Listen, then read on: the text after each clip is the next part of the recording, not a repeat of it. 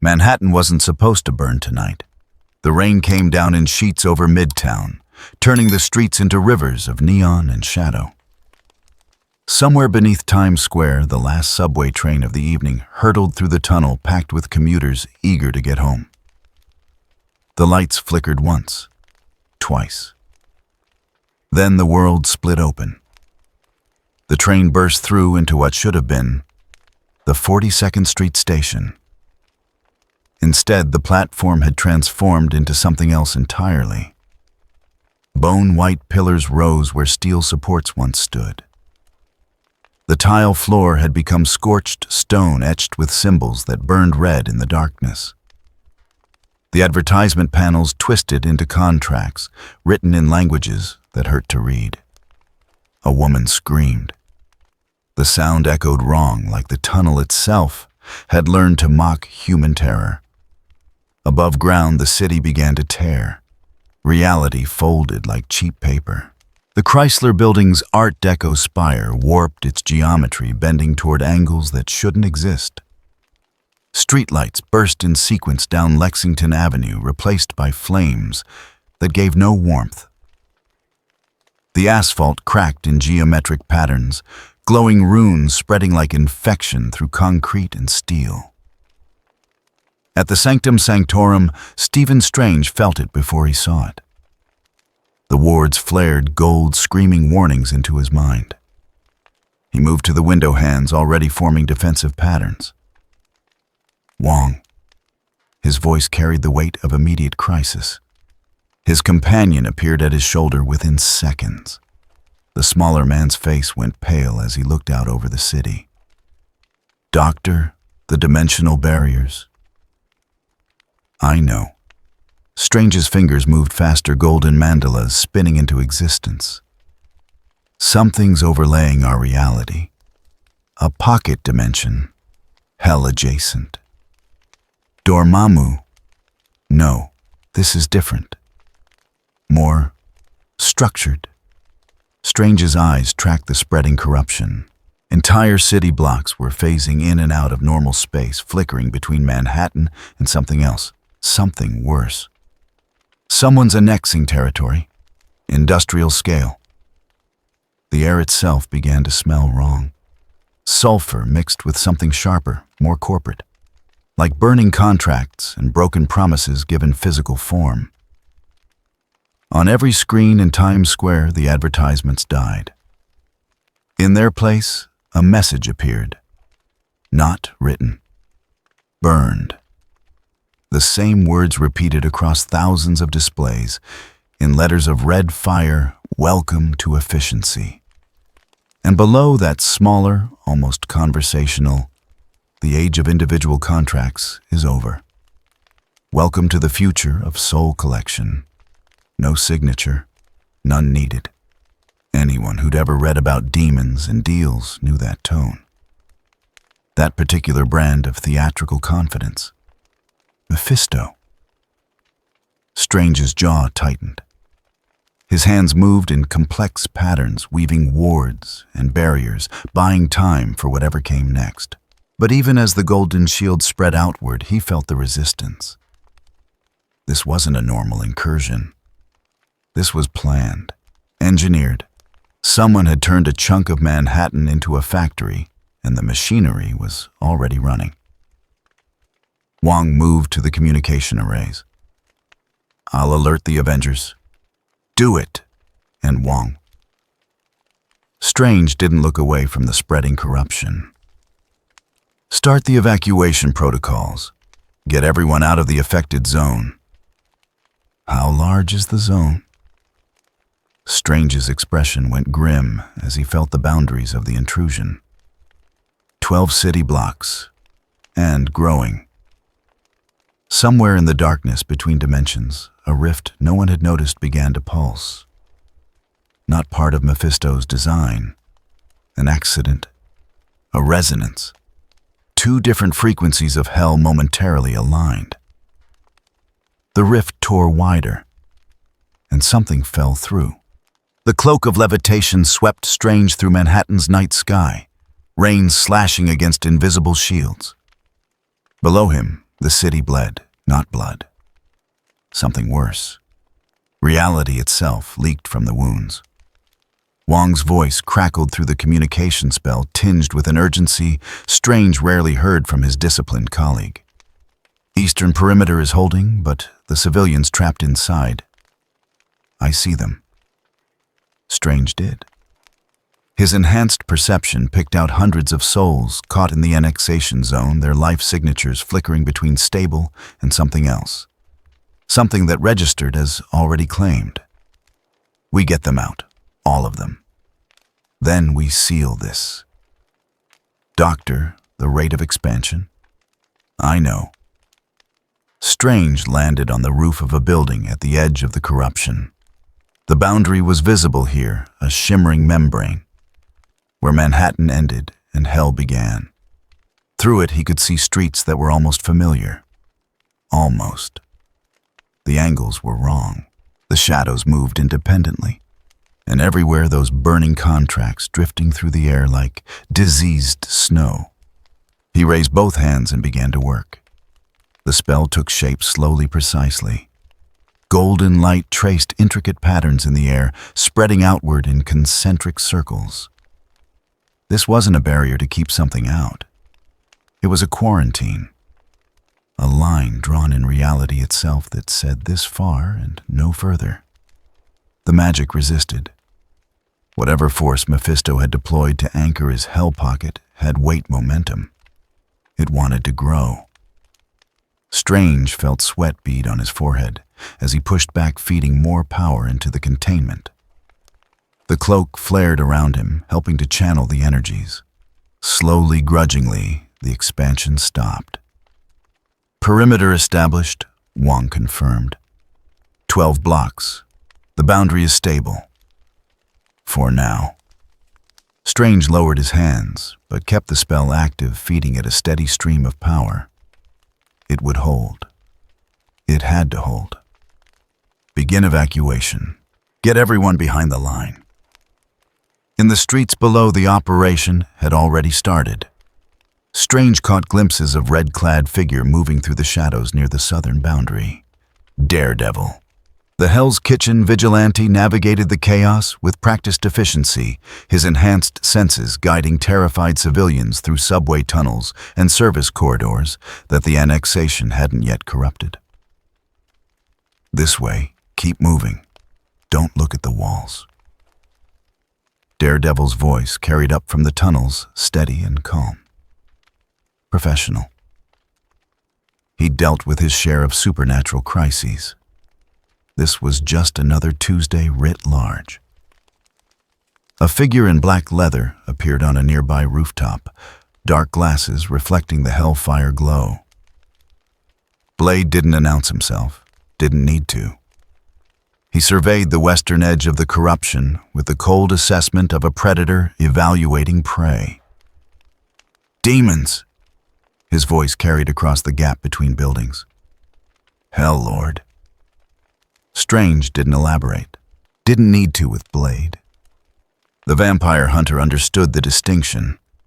Understood it meant this was above his usual pay grade. Blade nodded once. I'll clear the western blocks. Get the stragglers out. Then he was gone, moving with inhuman speed into the red-lit streets.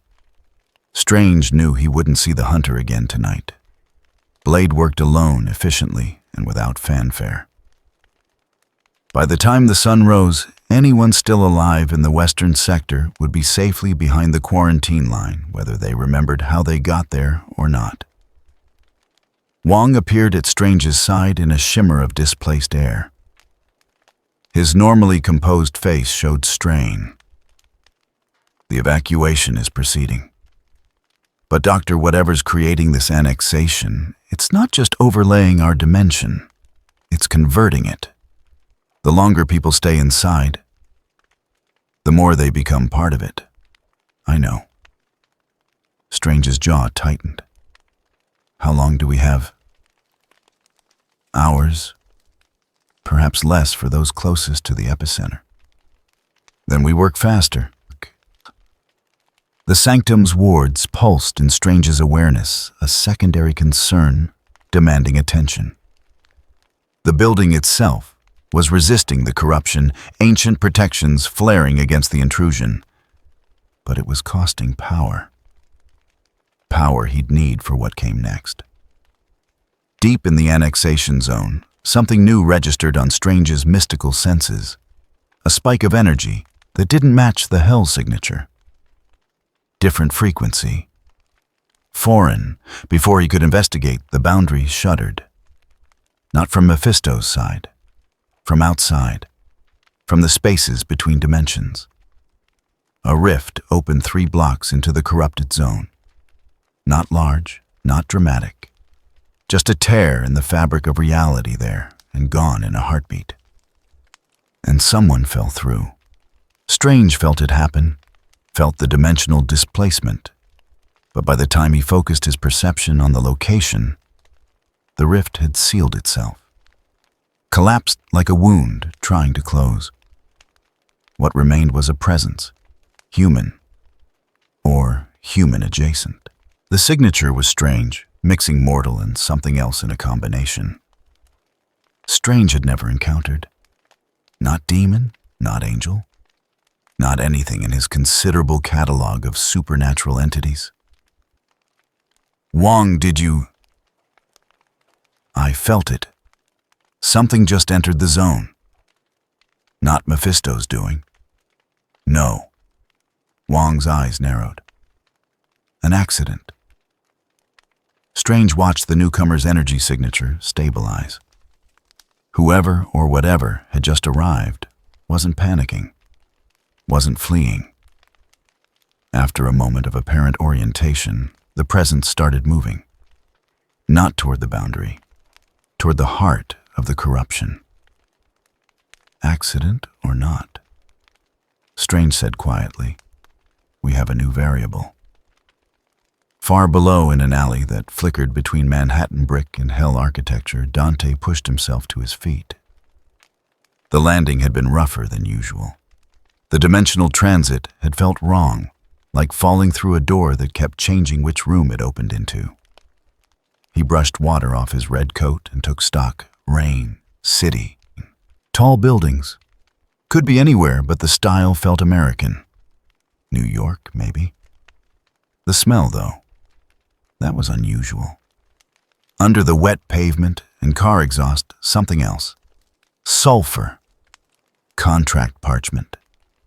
The particular stink of a Hell, trying very hard to look legitimate.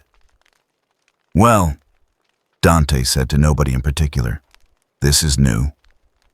He walked to the mouth of the alley and stopped. The street beyond looked normal at first glance. Cars parked along the curb, storefronts, a bodega with its lights still on. But the angles were wrong. The shadows pooled in places light should reach. And down the block he could see where normal Manhattan ended and something else began. A barrier of golden light, geometric and precise, holding back a tide of corruption. Professional work. Whoever had set that up knew their craft. Dante's hand dropped to the grip of ebony, the gesture automatic. His other hand followed suit with ivory. Whatever hell he'd fallen into, it wasn't his usual one. Different management, different rules. He started walking toward the barrier, keeping to the shadows out of habit. As he moved, his phone buzzed. Somehow impossibly, it had a signal. One message waiting. Morrison. Just 2 words, "Don't work free." Dante smiled despite himself. Even across dimensions, his agent's priorities remained consistent. He pocketed the phone and kept walking. At the barrier, he stopped. Up close, the magic was impressive. Complex spellwork layered and reinforced. Whoever had cast this had power to spare and knew how to use it. The kind of precision that came from training and experience. On the other side, he could see the city. The real city. Or at least more real than the street he was standing on. Dante reached out slowly, carefully, and touched the barrier. The golden light rippled, but didn't reject him. Didn't pull him through, either. It simply acknowledged his presence, evaluated him, and waited. Interesting. Above, Strange felt the contact, felt the newcomer testing the quarantine ward with a delicacy that suggested respect rather than hostility. He's not trying to break through, Wong observed. No, he's asking permission. Strange made a decision.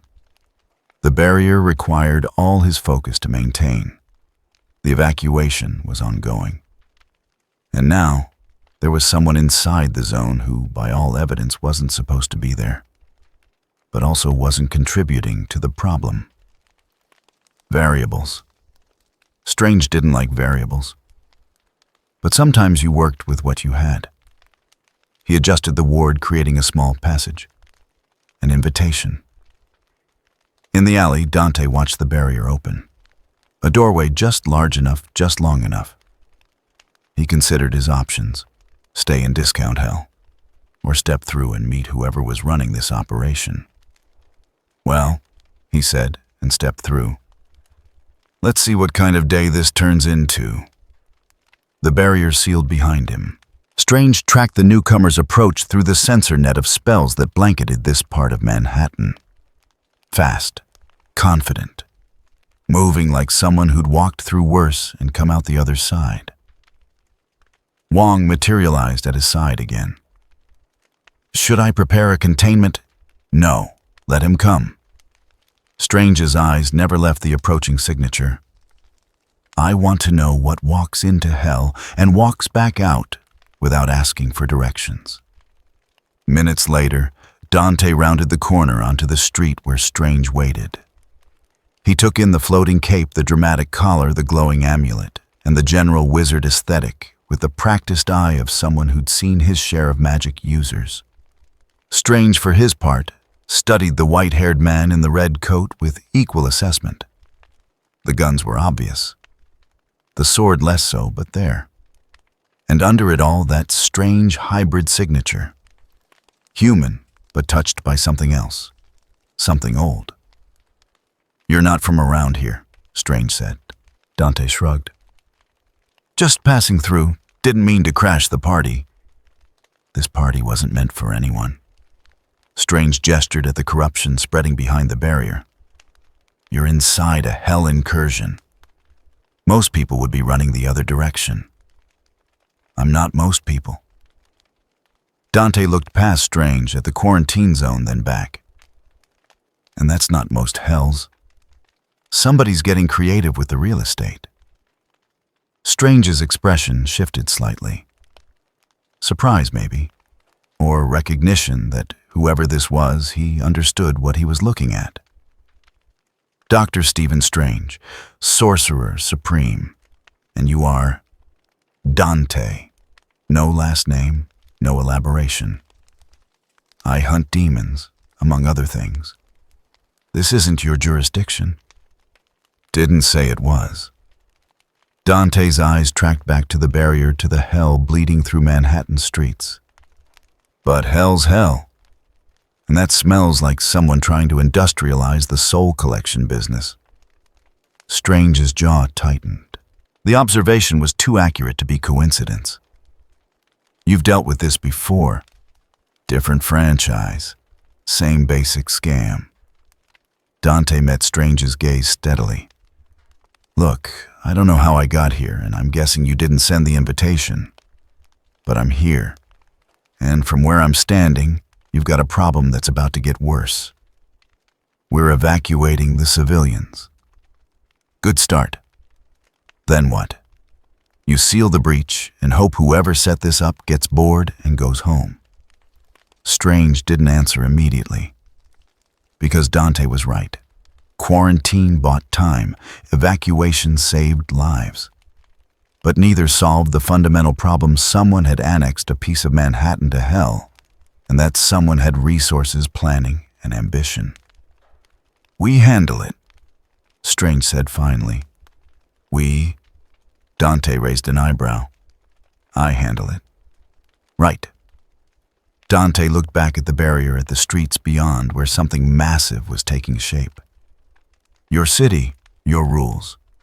I respect that. He turned to walk away, then paused. But when you go in there to shut this down, don't fight the system. Fight the people who built it. They're the ones who bleed. Strange watched the white-haired stranger disappear into the rainy night, heading toward the sanctum without being told where it was. Like he could smell the magic from here. Wong appeared at his elbow. That was unexpected. Yes. Strange's eyes remained on the spot where Dante had vanished. Wong, find out everything you can about our visitor. Every database, every mystical record.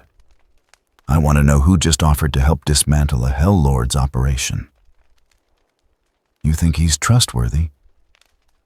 Strange considered the question, considered the way Dante had tested the barrier with respect rather than force. The way he'd assessed the situation with professional efficiency. The way he'd walked away rather than demand involvement. I think, Strange said slowly, he's exactly what he claims to be. And right now, that might be what we need. Inside the annexation zone, the machinery continued to turn. Souls filtered through processing centers. Contracts wrote themselves in letters of fire. And somewhere in the architecture of corrupted Manhattan, Mephisto smiled. The game had begun, and it had just gained an unexpected player. Dawn came reluctantly to Manhattan, filtered through the corruption like light through dirty glass. The rain had stopped, leaving the streets slick and reflecting the wrong colors. Dante stood on a fire escape 3 blocks into the annexation zone, watching the city wake up to its new reality. Or rather, watching hell pretend to be a city waking up. The street below should have been empty, evacuated. Instead, figures moved through the morning gloom. Not people. Close, but not quite. They walked like commuters, carried briefcases, checked phones that displayed nothing but contract terms. Their faces were blank expressions, smoothed away into corporate neutrality. Processed, already claimed. Dante checked his equipment with practiced efficiency. Rebellion rested easy against his back, the greatsword's familiar weight, a comfort. Ebony and Ivory sat in their holsters, loaded and ready. His red coat had seen better days, but it moved with him like a second skin, enchanted fabric responding to intent. From his pocket he pulled a small keychain. Simple thing.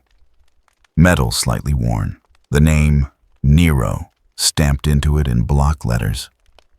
He turned it over in his fingers, then put it away. Not his fight. Not his world. He should find a way home, let the local talent handle their local problems. Should. He dropped from the fire escape landing in a crouch that transitioned smoothly into a walk. The pavement felt wrong under his boots. Solid enough, but the texture kept shifting. Stone to flesh to contract parchment and back. Reality trying to remember what it was supposed to be. The contract booth district announced itself with neon. Bright, aggressive, impossible to miss. What had once been a row of storefronts now hosted something else entirely. Booths lined the street, each one a miniature courthouse. Behind transparent barriers, demons in business, casual reviewed paperwork with bureaucratic efficiency. Sign here for salvation.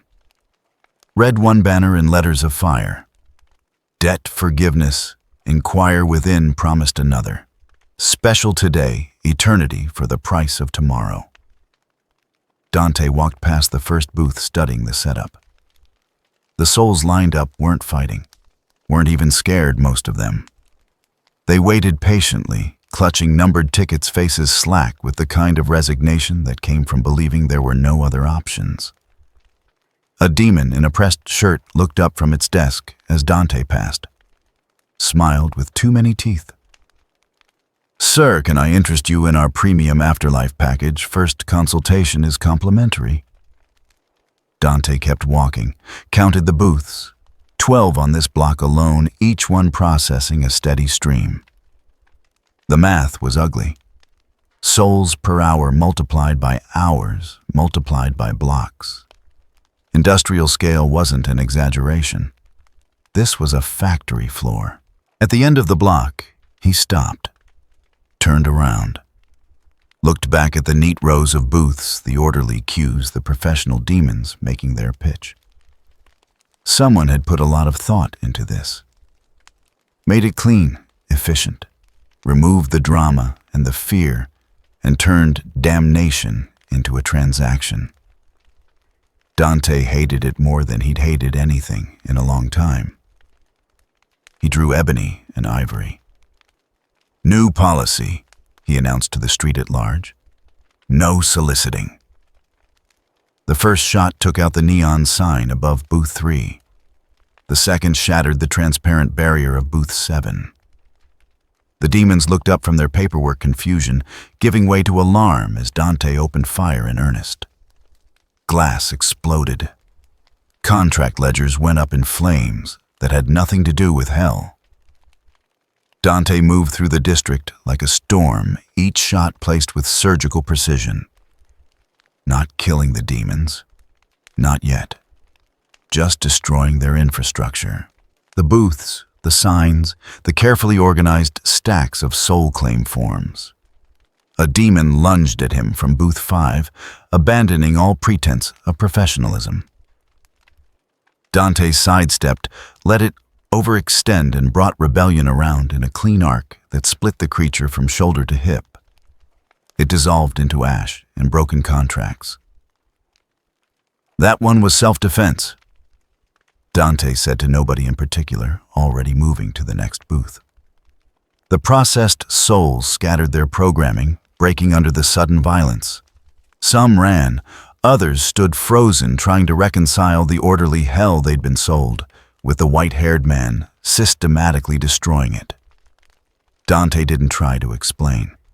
Didn't have time for speeches. He just kept moving, kept shooting, kept cutting.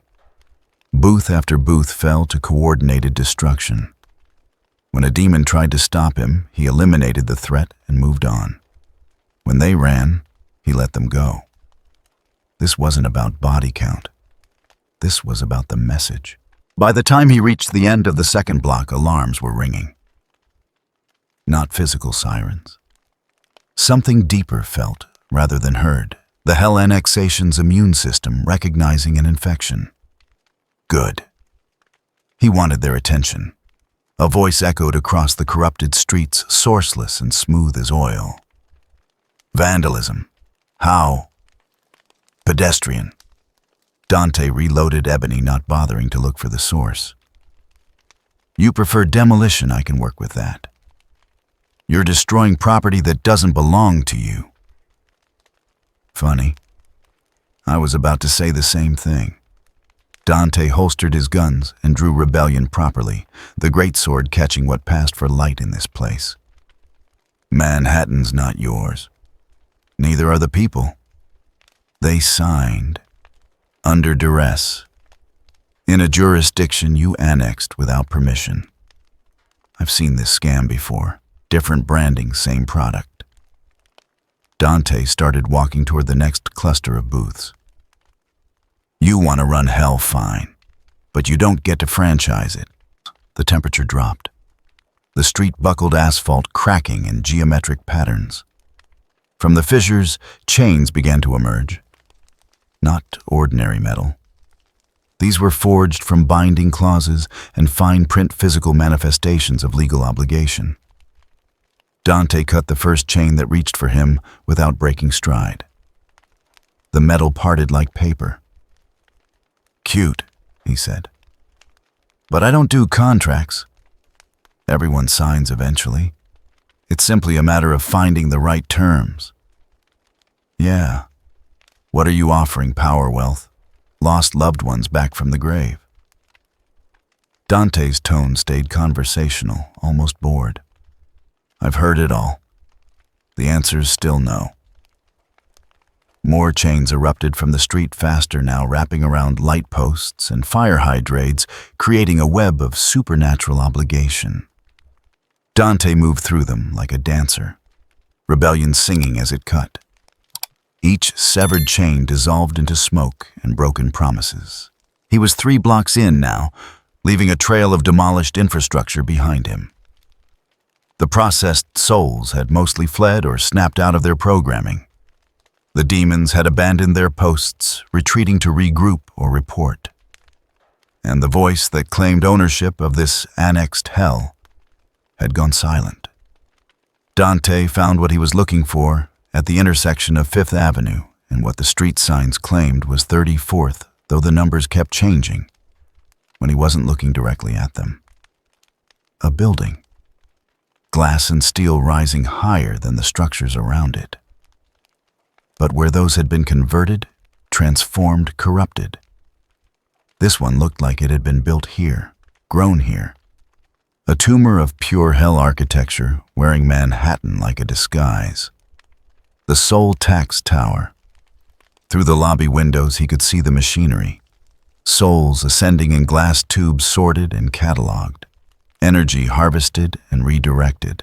The entire building functioning as one massive processing plant, taking the messy business of damnation and streamlining it into an assembly line.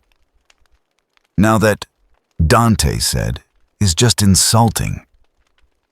He kicked in the front door. The lobby was all polished marble and chrome, the aesthetic split between corporate headquarters and sacrificial temple. A receptionist demon looked up from its desk hand, already reaching for what Dante assumed was an alarm. He shot the desk. The demon fled. "I'll see myself up," Dante called after it. The elevator chimed helpfully. The doors opened to reveal an interior that couldn't possibly fit in the shaft, stretching back into impossible distances. Soft music played. Something classical processed through hell's idea of ambiance. Dante took the stairs. They spiraled upward through the tower's core, each level revealing a different aspect of the operation. Processing centers where souls were evaluated. Storage chambers where they waited in neat rows like inventory. Conference rooms where demons in suits discussed quarterly targets and efficiency metrics. Dante didn't stop to fight. Not yet. He moved through the levels like he was conducting an inspection, cataloging weaknesses, identifying critical points. The demons saw him coming and scattered. Word had spread about the destruction below. The intruder who rejected every deal, broke every chain, and seemed genuinely annoyed by the entire operation. By the 5th floor, he'd seen enough. The support columns were load-bearing, obvious even through the hell corruption. The energy conduits ran along the eastern wall, channeling harvested soul energy to somewhere higher in the structure. And the floor itself was anchored by contract seals, mystical symbols that bound this pocket of hell to Manhattan's reality. Weak points. All of them. Dante pulled out ebony and ivory, aimed carefully, and started shooting. The first column went down with a groan of tortured metal and breaking magic. The second followed, then the third. The energy conduits ruptured, spilling power that burned the air with the scent of stolen hope. And the contract seals, when rebellion's edge found them, shattered like ice under a hammer. The 5th floor began to collapse. Dante rode the destruction down, jumping from falling debris to intact structure, using the chaos itself as a staircase. Behind him, the tower screamed, not with sound, with reality itself protesting the violation of laws that governed its warped existence. He hit the lobby at a run as the ceiling caved in above him, dove through the shattered front entrance as the entire structure began to fold in on itself, rolled to his feet on the street and turned to watch. The Soul Tax Tower collapsed with magnificent violence. Glass and steel and corrupted architecture imploded the collected soul energy, detonating in a blast that lit up the annexation zone like a second sunrise. The shockwave knocked out windows for 2 blocks. Dante brushed dust off his coat and reloaded his guns. From the rubble, that smooth voice spoke again, still calm, still controlled. But now there was something else underneath. Interest, maybe even respect. You're not just destructive. You're strategic. I'm practical. Dante looked at the devastation he'd caused. The freed souls were already fleeing the processing infrastructure, ruined the efficient hell economy, bleeding revenue. You built a machine. Machines break. And you believe breaking this one solves anything? No. Dante started walking toward the center of the annexation zone, toward wherever the real power was hiding. But it's a start, and it gets your attention. You have it. Good. Dante's hand rested on Rebellion's grip. Because we need to talk about your lease agreement. The air around him began to shift to reality bending, as something massive turned its focus his way. Not a demon. Not even a devil. Something older, colder, more patient. Something that had been waiting to see what the intruder would do. And Dante, walking through the ruins of the hell economy he'd just demolished, smiled. Because this was the part where it got interesting. Behind the quarantine line, Strange felt the explosion, felt the sudden release of soul energy, the collapse of the processing infrastructure, felt the annexation zone's grip on reality weaken just slightly. Wong, are you seeing this? The tower just collapsed. Whatever our visitor is doing, it's destabilizing the entire operation. Strange watched the signature that was Dante moving deeper into the corruption, moving toward the heart of it with the kind of confidence that came from having done this before. He's not trying to survive, Strange said quietly. He's dismantling it from the inside. Should we? No, not yet. Strange's hands began moving preparing spells for when the moment came. Let's see how far he gets on his own. In the center of the annexation zone, in a chamber that existed between Manhattan and Hell Mephisto, allowed himself a smile. Finally. Someone interesting. The annexation zone responded to the tower's collapse, like a body responding to injury. The streets convulsed. Buildings that had been stable moments ago began shifting their architecture, warping between Manhattan steel and hellstone. The air thickened with power, and from the cracks in reality, new threats emerged. Not the processed corporate demons from the booths. These were older, rawer, things that predated the industrial approach to damnation and remembered when hell was personal. Dante met the first wave 3 blocks from the tower's ruins. They came at him with teeth and claws, and the kind of mindless aggression that spoke of guard dogs released from their chains. He didn't waste words on them, just moved Rebellion singing through the air in precise arcs that reduced the creatures to ash and screaming. The second wave tried strategy, flanking, coordination. Dante adjusted using the corrupted environment against them. A demon lunged from the left. He sidestepped, let momentum carry it into the path of its companion, then cut both down in a single motion. By the third wave, they'd learned to keep their distance. That was fine. That's what Ebony and Ivory were for.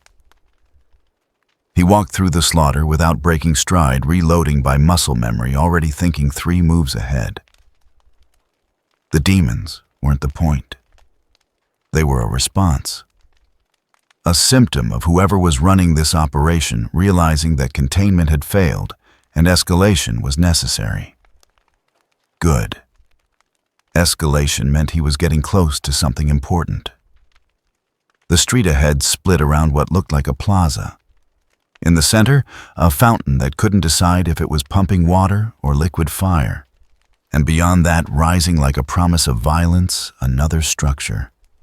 Not a tower this time, a cathedral, or something wearing a cathedral's shape. The architecture borrowed from a dozen traditions, all of them twisted.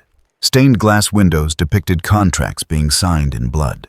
Flying buttresses were actually chains holding the structure together through pure binding obligation. And, at the peak, instead of a cross, a scale. The kind used to weigh souls. Dante studied it from the plaza's edge. This wasn't infrastructure. This was a statement. A declaration that whoever had annexed this piece of Manhattan wasn't just running a business. They were building a religion. He started forward, then stopped. The air had changed. Not the hell corruption, something else. A new frequency overlaying the existing wrongness. Hot, furious, moving fast. Dante turned as the motorcycle tore through the plaza at speeds that should have been impossible. It wasn't moving on the ground so much as riding on trails of flame that erupted from the pavement. The rider hunched low over handlebars that dripped hellfire, and where the bike passed, the hell corruption itself recoiled. The motorcycle stopped 20 feet from Dante in a controlled slide that left burning tracks across stone. The engine didn't die, just idled rumbling like a caged predator.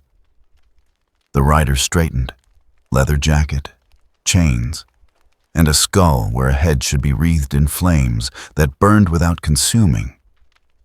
The hollow sockets fixed on Dante with an intensity that had nothing to do with vision and everything to do with judgment. "You're the chaos," the rider said. Not a question, a statement. The voice came from everywhere and nowhere, echoing off surfaces that shouldn't produce echoes. Dante kept his hands relaxed, non-threatening, but ready. "I'm the exterminator." The chaos was already here. The skull tilted slightly as if considering this. The flames flickered orange, bleeding to blue and back. "Mephisto's work rings a bell, literally." Dante gestured at the cathedral. "Guessing you two have history. He made me what I am." The chain at the rider's side rattled, moving with a life independent of wind or motion. "Bound me, trapped me, thought he could control vengeance itself." "How'd that work out for him?" The rider's laugh was the sound of burning souls. "Still working on breaking free. But this," he gestured at the annexation zone, the corrupted city, the industrial hell operation. "This tips scales, makes things unstable, gives me room to move." Dante processed that. The rider wasn't here to stop him, wasn't here to defend Mephisto's territory. He was here because the whole operation was creating opportunity for rebellion. "So what?" Dante asked. "We team up, take down the industrial complex together, split the salvage rights." "I don't team." The rider's hand touched the chain, and it came alive, coiling around his arm, like a serpent made of fire and judgment. "I punish." "Great. I'll wreck the infrastructure. You handle the guilty parties. We'll see who finishes first." For a long moment, the flaming skull just stared at him, then almost imperceptibly nodded. The chain lashed out without warning, wrapping around one of the cathedral's support chains. The rider pulled, and the blessed forged metal, the supposedly unbreakable binding, shattered like glass. The cathedral shuddered.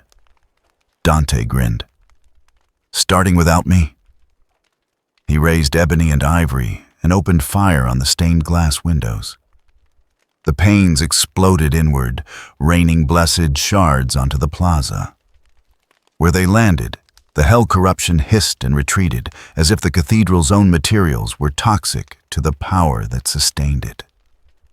The rider gunned his engine and rode straight up the cathedral's steps, hellfire chain whipping out to catch and destroy the binding symbols etched into the entrance. Dante followed on foot, vaulting the debris rebellion ready. Inside, the cathedral opened into impossible spaces. Pews stretched back for what looked like miles, each one occupied by a soul waiting for judgment that would never come. At the far end, an altar made of compressed contracts, and above it, suspended by chains of fine print, a bell the size of a house. The soul bell. Every time it rang, another batch of claims processed, another wave of damnation automated and filed away. That, Dante said, is impressively evil. The rider was already moving chain extending to impossible lengths as it wrapped around the bell's suspension. He pulled. The chain groaned, but held. Dante assessed the structure. The bell was anchored by more than physical bonds. Magic ran through those chains. Contract law given substance. Breaking them would require cutting the agreements themselves. He looked at the pews full of waiting souls. Looked at the altar built from their futures. Looked at the whole massive operation dedicated to making damnation efficient. "Rider," he sa on Samsha rider, he called. "Keep pulling. I'm going to make this easier." He dropped to the floor and started carving. Not random destruction. Precise cuts targeting the runes that formed the foundation of the binding contracts. Rebellion's edge sliced through stone and magic with equal ease, severing connections, breaking seals. The cathedral screamed. Not metaphorically. The structure itself released a sound of protest and pain as its mystical foundations began to crack. Above, the rider felt the chains weaken. He pulled harder, hellfire spreading from his grip down the length of the bindings. Where the flames touched, contracts burned. Obligations dissolved. Claims became void. The bell's suspension began to fail. "Move!" The rider's voice cut through the chaos. Dante rolled clear as the soul bell fell. It hit the altar with a sound like the end of the world, shattering both bell and contracts in a cascade of breaking magic. The shockwave blasted through the cathedral, tearing pews loose, cracking walls, sending the waiting souls scattering like startled birds. The rider rode through the destruction, using the chaos itself as a road. His chain lashed out, finding every binding symbol, every anchor point, dragging them loose with methodical violence. Dante climbed the rubble pile that had been the altar, looking for the cathedral's true foundation. There had to be something central, something that powered the whole structure. He found it beneath the altar's base, a vault, not physical, a pocket of compressed space where the stolen soul energy was stored, waiting to be channeled elsewhere. "Found the piggy bank," he called to the rider. "Break it!" Dante raised rebellion and drove it down into the vault seal. The sword punched through and the stored energy detonated. The explosion took out the cathedral's eastern wall. Power that had been compressed and stored erupted outward in a wave of multicolored fire that burned away the hell corruption it touched. The structure began to collapse section by section as its power source drained away. Dante and the rider made it out ahead of the falling architecture, emerging into the plaza as the cathedral folded in on itself behind them. The shockwave knocked both of them forward. Dante rolled with it, came up standing. The rider rode through it, bike never losing stability. When the dust settled, the cathedral was gone. In its place, a crater, where the vault's destruction had carved out a chunk of corrupted reality. The rider killed his engine. The sudden silence was deafening. "You fight like someone who's done this before," he said. "Different hell, same principles." Dante reloaded his gun's eyes, already scanning for the next target. "You, same hell, different reasons." The chain retracted, coiling back at the rider's side. "This isn't over. Mephisto won't let this stand." Good. I'd hate for this to be easy. The rider's flaming skull turned toward the center of the annexation zone, toward wherever Mephisto's true seat of power waited. There's a courtroom at the heart of this, where he judges, makes his final offers. You've been there. Once, it's where he bound me. The flames flickered lower, almost guttering.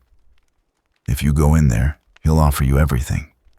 Past, future, power, love, whatever you want most. And if I refuse, he'll try to take it anyway. Through force or fine print, that's what he does.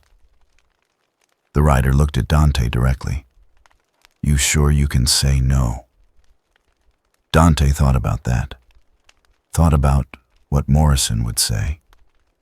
What Virgil might do. What the job actually required versus what vengeance might demand. Yeah, he said finally. I'm sure. The rider nodded a gesture that suggested belief or maybe just recognition of determination. Then we go in together.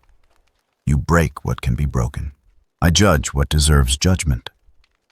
And Mephisto learns that hell has rules, and he just violated all of them. Before either could move, the annexation zone shuddered. Not from their destruction this time, from something larger. The ground cracked, and from the fissures, golden light bled through. The quarantine line. Strange was making a move. At the perimeter, the Sorcerer Supreme stood with both hands raised, pulling the barrier inward. Not attacking, containing. Shrinking the corrupted zone block by block, squeezing Mephisto's operation into an ever smaller space. Wong stood beside him, channeling power from the sanctum's wards to reinforce the compression. Doctor, if we push too hard. They've already started the dismantling from inside. Strange's voice was tight with concentration. We're just helping them finish. The annexation zone resisted pushing back against the compression. But with the tower and cathedral destroyed with the processing infrastructure in ruins, it had less anchoring power. Less weight to hold its ground. Strange felt it begin to give way. Felt Manhattan's reality starting to reassert itself one block at a time. Inside the shrinking zone, Dante and the rider felt the pressure change. Your wizard friend is boxing us in, the rider observed. Smart. Force Mephisto to commit to one position. Make him choose between spreading thin or concentrating power. Dante started walking toward the center. Means we need to move faster. The rider's bike roared to life. Get on! Dante looked at the motorcycle, at the hellfire still dripping from its frame, at the rider's flaming skull, waiting with what might have been impatience. You're serious. We don't have time for you to walk. Fair point. Dante swung onto the bike behind the rider, finding handholds that were probably metaphysical as much as physical. For the record, he said, this is the weirdest Tuesday I've had in months. The rider gunned the engine. Hold on. They tore through the corrupted streets at speeds that turned the world into a blur of red and black. The bike rode on trails of judgment, burning through obstacles, cutting through the annexation's defenses like they weren't there. Behind them, Strange's barrier continued to advance golden light, reclaiming Manhattan block by block. Ahead at the dead center of Mephisto's operation, something massive began to take shape. Not a building, a space, a place between places. The courtroom, where deals were made, judgments rendered, and souls consigned to their fates. Dante felt it pulling at him, even from here.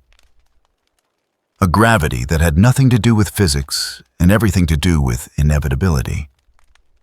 The sense that once you entered that space, you were already committed to its rules. The rider felt it too, His flames burned hotter, blue-white with fury at the memory of his own judgment there. "Last chance to walk away," the rider said. Dante checked his weapons, rebellion secure, ebony and ivory loaded, his coat settled around him like armor ready for what came next. "I don't do last chances," he said. "I do last stands." The bike accelerated, and they plunged toward the heart of Hell's industrial empire, ready to tear it down from the inside. Behind them, Strange felt the moment of commitment. Felt Dante and the rider crossing the threshold into Mephisto's final stronghold.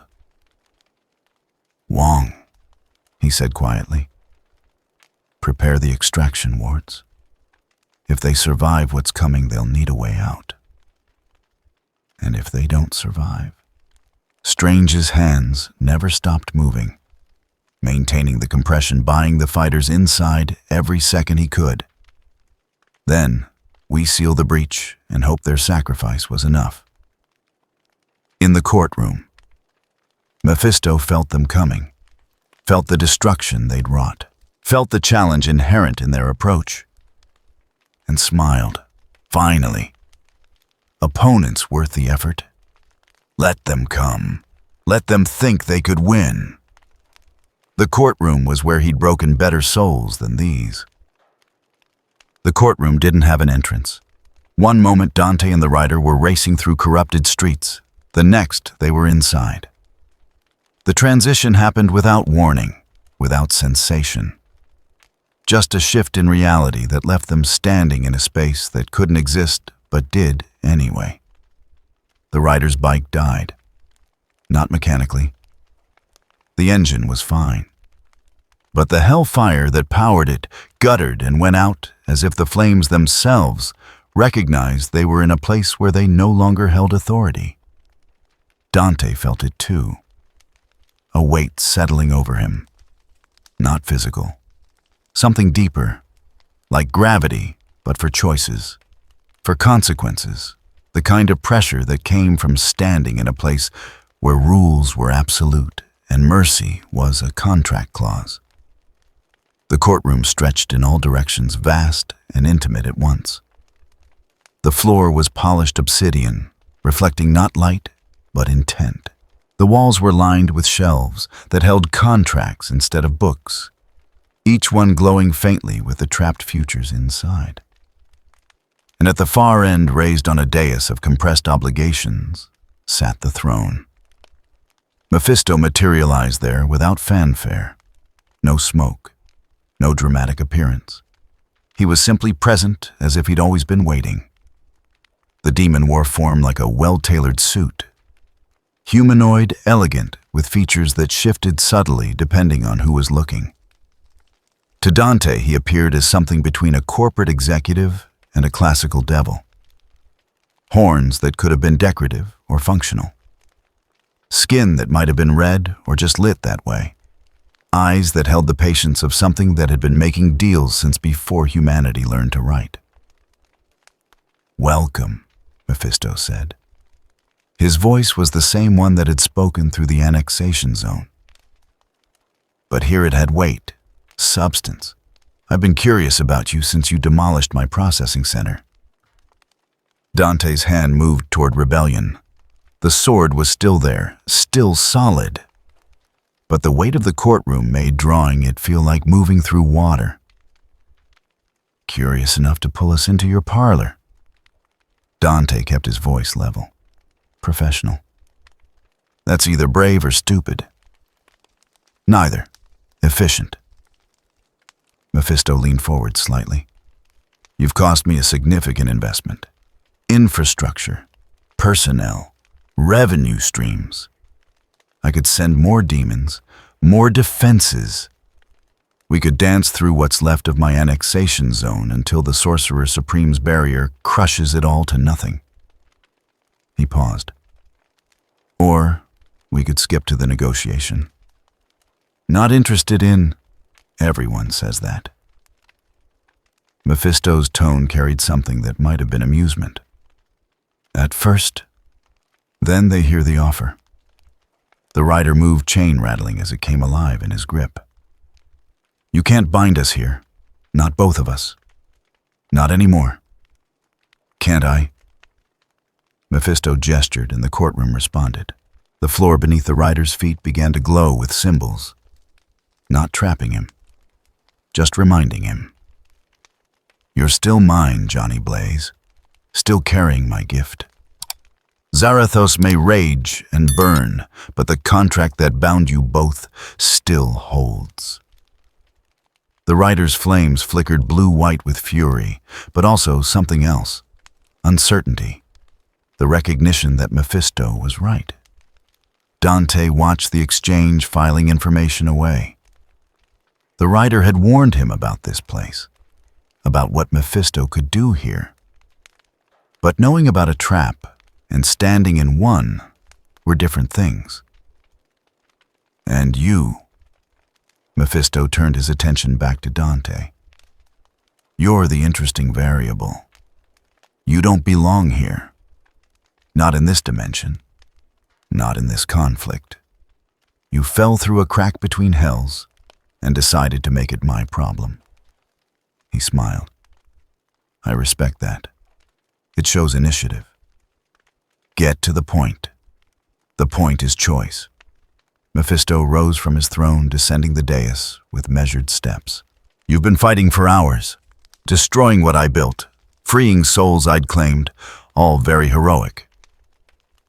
But to what end? You can't stay here. This isn't your world. Eventually, you'll need to go home." Dante said nothing, waited.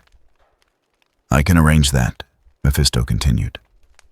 "The rift that brought you here was an accident, but I control dimensional boundaries within my domain. I could open a door, send you back to where you belong. Clean, simple, no strings. Except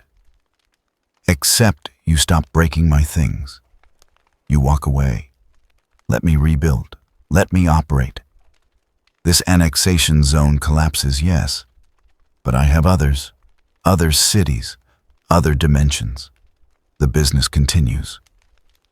That's it. You let me go home if I leave you alone." That's the opening offer. Mephisto stopped a few paces away, close enough to be conversational, far enough to be safe. "But I think we both know you want more than that." The air shimmered and images began to form. Not illusions, memories, pulled from somewhere deep and displayed with surgical precision. A woman with kind eyes, a boy with white hair learning to fight. A brother standing on the other side of an unbridgeable divide.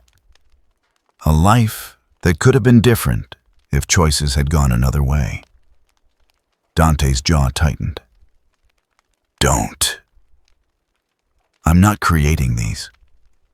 I'm just showing you what's already there." Mephisto's voice remained calm, almost gentle. "You carry loss like armor. Your mother, your family.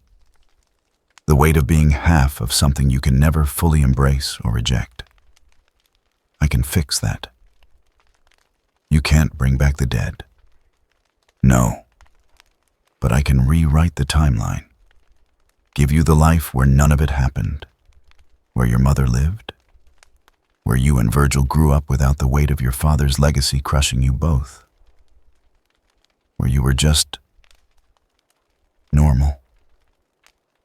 The images shifted, showing a life without demons, without hunting, without the constant fight. Dante looked at them for a long moment, then looked away. "Not interested. You haven't heard the price yet. Don't need to. The answer's the same." Mephisto tilted his head, genuinely curious now. "Why I'm offering you everything you've lost. Everything you never had. No tricks, no fine print. Just the life you deserved. Because it's not real." Dante met Mephisto's gaze directly. "It's a story you'd write, not the one I lived. And I don't trade who I am for who I could have been. Even if who you are is broken, especially then. Dante's hand finally closed on Rebellion's grip, and this time the weight didn't matter. I'm broken my way, on my terms, and I don't need some hell's CEO telling me how to fix it. For a moment, Mephisto was silent. Then he laughed. Not cruel, genuinely amused. Rare, he said. Exceptionally rare. Most people spend their whole lives trying to escape themselves. You've built a life out of refusing to. Is that admiration I hear? Professional respect. You're good at what you do, so am I. Under different circumstances, we might have done business. Mephisto's expression shifted, losing the veneer of negotiation. But you've cost me too much to let walk away empty-handed. The courtroom's nature changed. The weight that had been subtle became crushing. The floor erupted with binding symbols, contracts written in light and law, wrapping around Dante's legs like chains. He tried to move, couldn't. The bindings weren't physical force. They were obligation, permission. The idea that by entering this space, by hearing the offer, he'd already consented to something. You see, Mephisto said conversationally, the courtroom has rules. You entered of your own will, heard my proposition. By rejecting it, you've created a debt. The time I spent on you, the resources expended. In my domain under my law, that debt can be collected. Dante struggled against the bindings. They held. Rebellion was in his hand, but wouldn't move. Ebony and ivory might as well have been welded to their holsters. This is the part where you reconsider, Mephisto suggested. Take the deal, walk away, or I collect the debt another way. Dante stopped struggling, looked at the demon lord, and despite everything smiled. You know what your problem is, he said.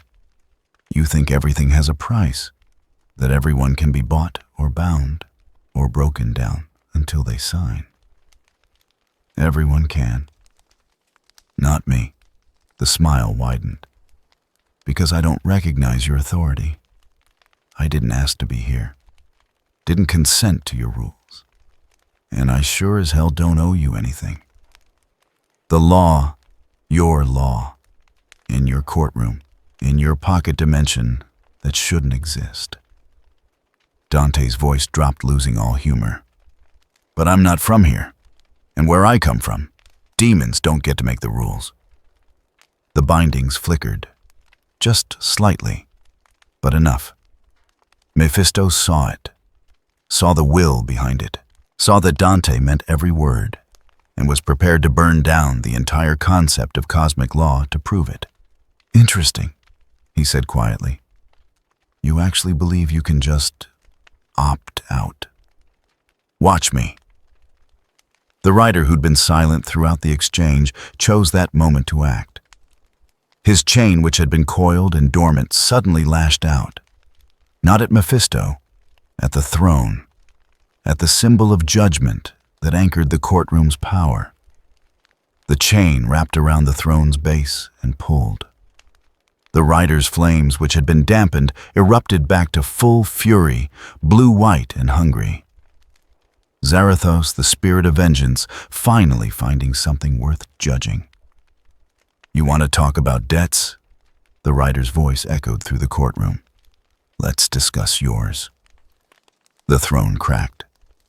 Mephisto moved fast, power flaring, as he tried to maintain the courtroom's integrity. But the damage was done. The writer had found the weak point. The place where authority became arrogance, where power became assumption. And in that crack, Dante found his opening.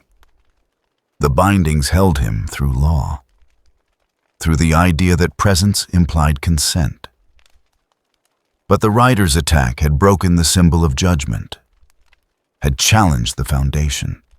Dante drew rebellion. It came free this time, the blade singing, as it cut not just physical space, but the concept of obligation itself. The bindings shattered. "Here's my counteroffer," Dante said, raising the sword. "You let us go. You shut down this annexation, and I don't tear this courtroom apart and leave you to explain to your board of directors why the quarterly soul harvest failed." Mephisto regarded him with something that might have been respect or might have been reevaluation. "You realize," he said calmly, "that if you destroy this place while you're inside it, you'll be trapped here, lost between dimensions. No way home. I've been lost before. I found my way back." "And your friend?" Mephisto gestured at the rider. "He's bound to me. Destroying the courtroom doesn't change that. It might even make it permanent."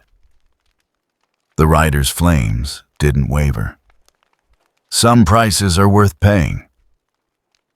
For a long moment, the three of them stood there. The demon lord who'd built an empire on soul contracts, the spirit of vengeance bound by one, and the demon hunter who refused to play by anyone's rules but his own. Mephisto broke the silence first. "Stalemate," he observed. "You can destroy this place, but it costs you everything. I can maintain it, but you'll keep fighting and eventually Strange's barrier will crush it anyway." He smiled, but there was no humor in it. "Seems we all lose." "Not necessarily," came a voice from nowhere. Golden light blazed through the courtroom walls. Strange's magic burning through dimensional barriers with surgical precision. "Wong, the sorcerer." Supreme's voice echoed through the breach. "Target the anchors, now." The courtroom shuddered as its connection to the annexation zone was severed from outside. Mephisto's expression shifted to something approaching annoyance. "Interference," he said. "How ungentlemanly." "Says the guy who pulled us into a rigged courtroom," Dante shot back. The walls began to crack. The courtroom, losing its anchor to physical space, started to collapse. Not quickly, but inevitably. Mephisto sighed. "This isn't over. It never is with your type. No, but next time I'll have better leverage." The demon lord looked at Dante with genuine interest. "You're rare, a soul that can't be bought or bound. I'll remember that." "Great, I'll forget you." Mephisto vanished, not retreating but simply ceasing to be present. The courtroom accelerated its collapse reality, folding in on itself as the pocket dimension lost coherence. "Time to go." The rider gunned his bike, which roared back to life now that Mephisto's presence was gone. Dante didn't argue. He grabbed on as the bike tore toward the golden breach Strange had created, riding the edge of dimensional collapse toward the promise of real space. Behind them, the courtroom fell apart, taking Mephisto's trap with it. Ahead, Manhattan waited. Corrupted, damaged, but still real. They burst through the breach, doing speeds that should have killed them, landed hard in the annexation zone's shrunken heart, and kept moving. "That," Dante said as they raced toward the final confrontation, "was too close." The rider's laugh was flame and fury. "That was mercy. Next time we burn it all down. Deal." And somewhere watching from a dimension safely distant, Mephisto smiled. Because next time was exactly what he was counting on. The annexation zone had shrunk to 4 city blocks. Strange's barrier pressed in from all sides, golden light reclaiming Manhattan inch by inch. What remained was dense with Hell's architecture, compressed and volatile. At the center, where Mephisto's final anchor points held reality hostage, Dante and the rider emerged from the courtroom's collapse. The ground beneath them was no longer pretending to be pavement. It was raw hell substrate, now black stone etched with contract law. Buildings had given up any pretense of Manhattan geometry, rising in configurations that hurt to look at. And above it all, suspended in the air like a grotesque chandelier, hung the last piece of Mephisto's infrastructure. The Nexus. Not a tower, not a cathedral. A convergence point where all the stolen soul energy fed into a single reservoir. From here, it would have been distributed across Mephisto's empire, fueling operations in a dozen dimensions. The annexation zone was just the harvesting mechanism. This was the vault, and it was defended. Mephisto's avatar stood before the Nexus, no longer wearing the negotiator's mask. This was the Hell Lord in his element power, radiating from him in visible waves. Around him, the last of his elite forces gathered. Not processed demons or corporate enforcers. These were ancient. Generals from wars that predated human civilization. Last stand, Dante asked, dropping from the rider's bike.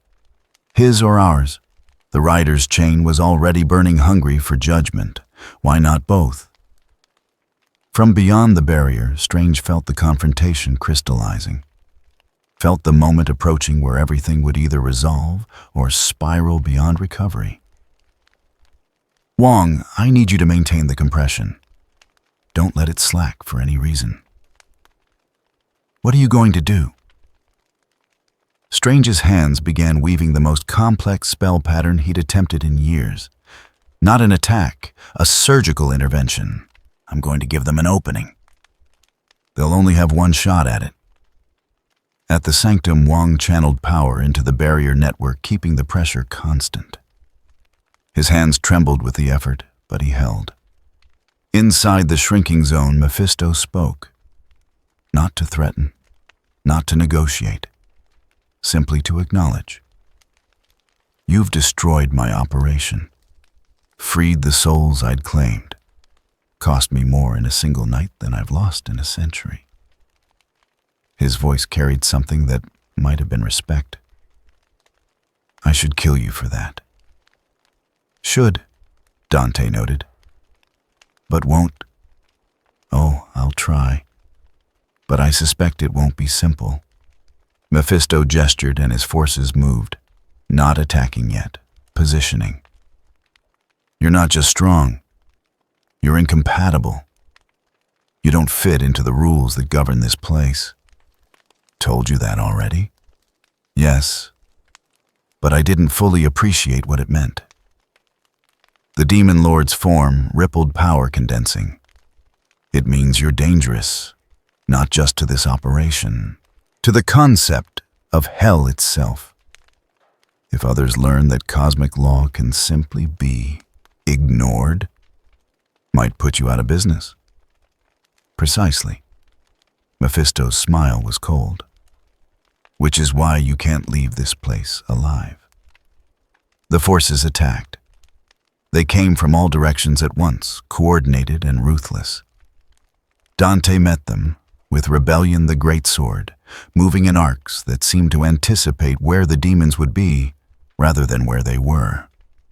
The rider's chain lashed out, binding and burning, dragging attackers down for judgment.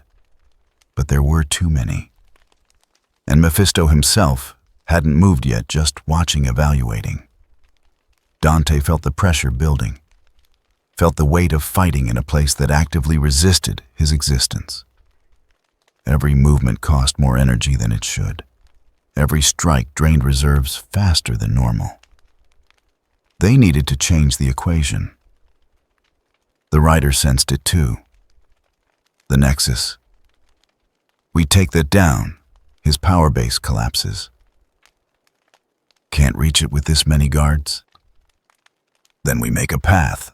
The rider gunned his engine bike, roaring to life. I'll handle the army, you handle the battery. That's suicide. I'm already dead. The rider launched forward chain, whipping out to catch a dozen demons at once. He dragged them behind him like a comet's tail, hellfire consuming everything in his wake. Dante didn't waste the opening. He ran for the Nexus, cutting through anything that got in his way. Mephisto moved to intercept, but the rider's chain caught him just for a second. Just long enough. Dante reached the Nexus base. Up close, it was worse than he'd thought. The structure wasn't built, it was grown. Formed from compressed contracts and stolen potential, every piece of it alive with borrowed power. And at its core, visible through translucent walls, souls churned in endless processing. He raised rebellion to strike. From outside the barrier, Strange made his move. Golden light blazed through the dimensional fabric, not attacking the annexation zone, but targeting something more subtle. The anchor points. The places where Mephisto's hell connected to Manhattan's reality. Wong, on my mark, dropped the western barrier for exactly 3 seconds. Doctor, that'll do it. The barrier dropped. For 3 seconds, the western edge of the annexation zone was exposed.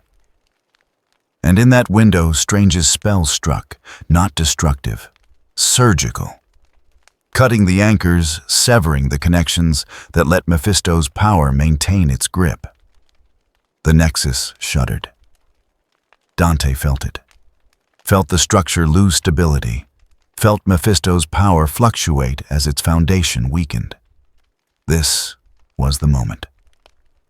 He drove rebellion into the Nexus core and pulled the trigger on Ebony. The bullet traveled up the blade into the heart of the structure and detonated. The Nexus cracked.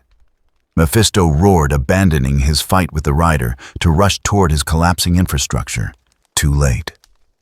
The damage was done. The core was failing. But it wasn't enough. The structure was resilient, designed to withstand damage. It was healing, pulling power from the trapped souls to repair itself. Dante needed more. Needed something that could hit harder. Needed to become something that could break not just the physical structure, but the concept it represented. He needed to stop holding back. Power rose from deep inside him. Not human, not demon. Something between. The inheritance of his father's bloodline, refined through years of fighting, tempered by choice and will. His body began to change form, shifting as he let go of the constraints that normally kept his power contained. The transformation happened in stages. First, his demonic nature surfaced, enhancing strength and speed. Then deeper, accessing power that most half-demons never touched. His coat billowed around him like wings. His eyes burned with light that had nothing to do with hell. And his presence, which had been significant before, became overwhelming. This was Sin Devil Trigger. The pinnacle of what he could become, while still remaining himself. Mephisto felt it and understood immediately. This wasn't just a power increase. This was Dante accessing a state that existed outside the rules. A form that couldn't be bound, or judged or claimed because it refused to acknowledge any authority but its own. Impossible, the Demon Lord whispered. Dante's transformed voice echoed with harmonics that shouldn't exist. You keep using that word. I don't think it means what you think it means. He moved, faster than before, faster than the laws of this pocket dimension said he should be able to. Rebellion sang through the air, each strike hitting not just physical targets, but the mystical infrastructure underneath.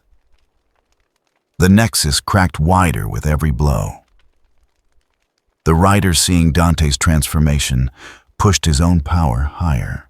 Zarathos responded, the spirit of vengeance burning brighter than it had in years. Together they became a storm of destruction that Mephisto's forces couldn't contain. Strange felt the shift from outside. Felt something in the annexation zone transcend the normal rules of magic. Wong looked at him with alarm. Doctor, what is he doing? Winning. Strange poured more power into the barrier compression. Wong prepared to seal the breach. When that Nexus goes, there's going to be a cascading collapse. We need to make sure nothing escapes.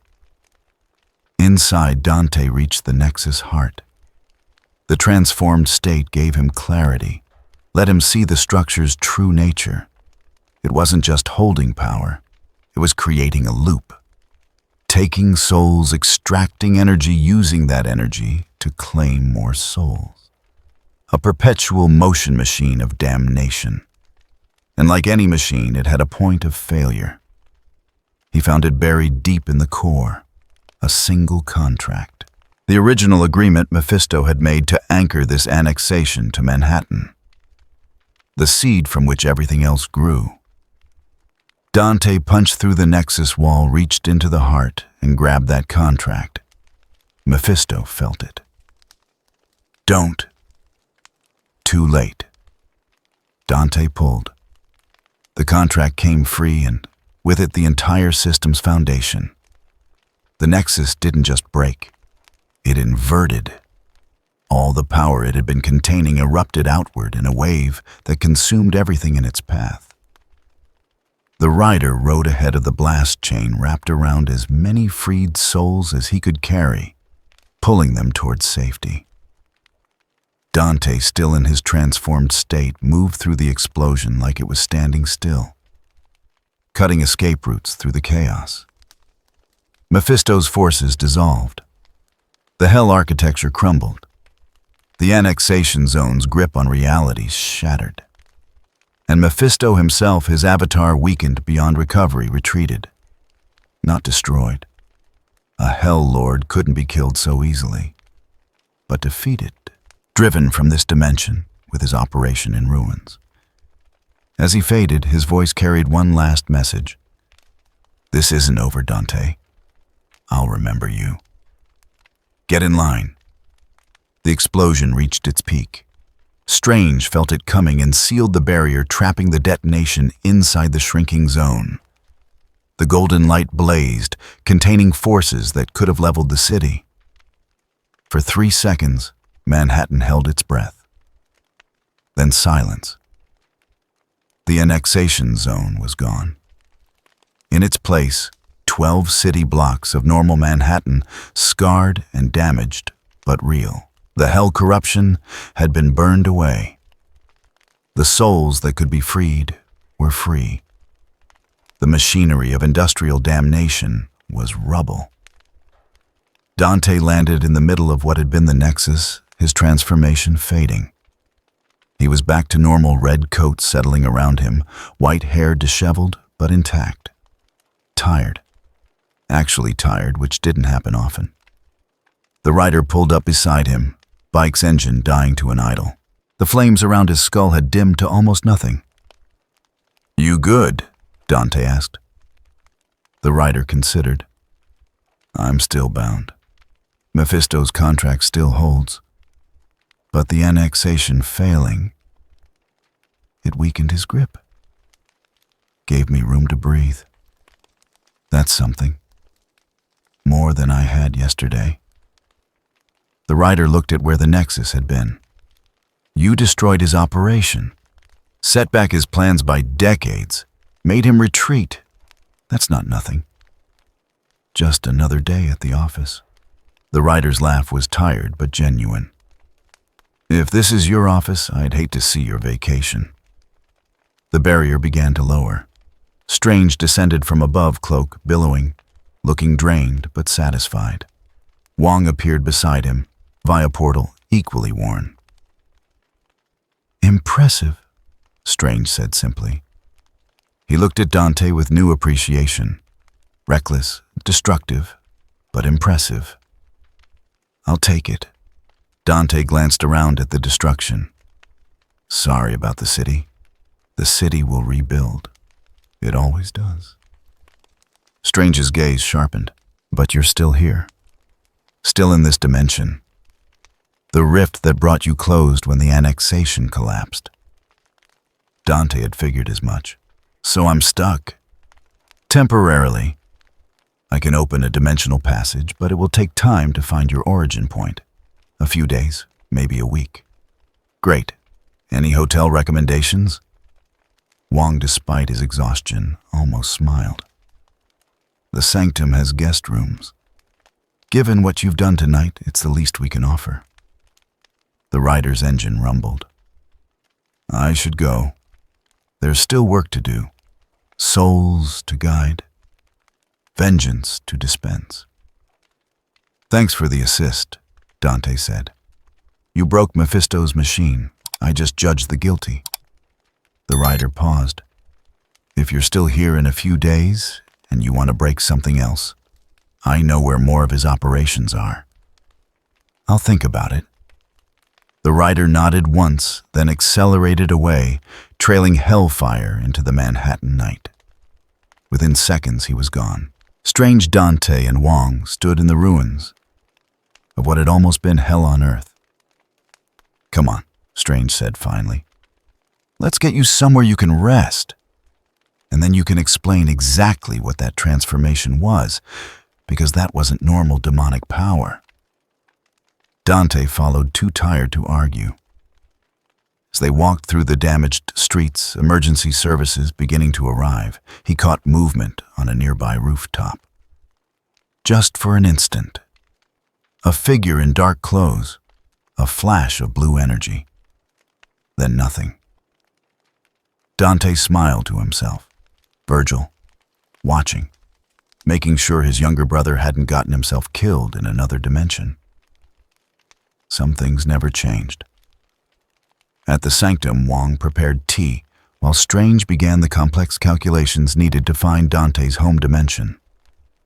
Dante sat in a chair that was probably centuries old and absolutely comfortable, letting the adrenaline finally drain away. One question, Strange said without looking up from his work. Why did you do it? This wasn't your fight. Wasn't your world. You could have found a way home without getting involved. Dante considered the question. Thought about the processed souls. The industrial approach to damnation. The idea that suffering could be made efficient. Someone had to, he said finally. And I was there. Strange nodded slowly. Fair enough. Outside Manhattan began the long process of recovery. The annexation zone was gone, but the scars remained. Buildings would need repairs. People would need counseling. The city would remember this night for a long time. But it would survive. It always did. And somewhere in a dimension safely distant, Mephisto tallied his losses and began planning his next move. The demon hunter would return to his world eventually. The spirit of vengeance would continue its endless mission. The sorcerer supreme would remain vigilant. But Mephisto was patient. He had time. And next time he'd be ready. For now, though, the hell economy had crashed. The industrial empire was rubble. And one white-haired demon hunter had proven that some souls simply couldn't be bought bound or broken. Not bad for a Tuesday.